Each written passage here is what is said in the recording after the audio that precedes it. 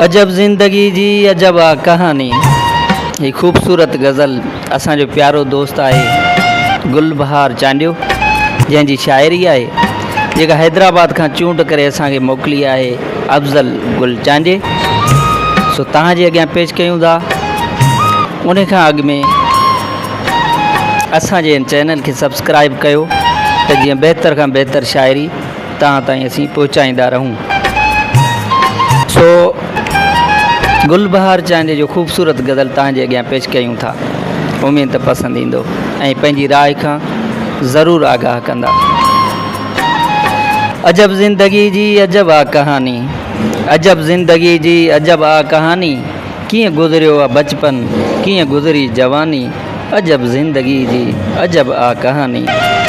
बचपन में मुंहिंजी हुई बादशाही, मिलियो तख़्त मूंखे कयमि शहनशाही। हली कान कंहिंजी हिते हुकुमरानी, अजब ज़िंदगी जी अजब आ कहानी।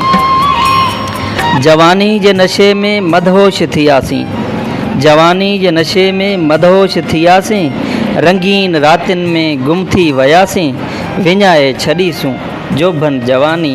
अजब ज़िंदगी जी अजब आ कहानी। खिलंदे कुॾंदे जवानी लुटायमि, खिलंदे कुॾंदे जवानी लुटायमि, हर शइ हथनि सां पंहिंजी विञायमि, नशे नींहं मूंखां कराई नादानी।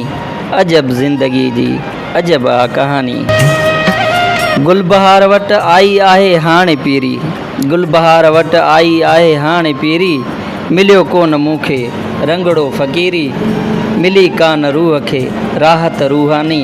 अजब ज़िंदगी जी अजब आ कहानी, कीअं गुज़रियो आहे बचपन कीअं गुज़री जवानी। अजब ज़िंदगी जी अजब आ कहानी, अजब ज़िंदगी जी अजब आ कहानी।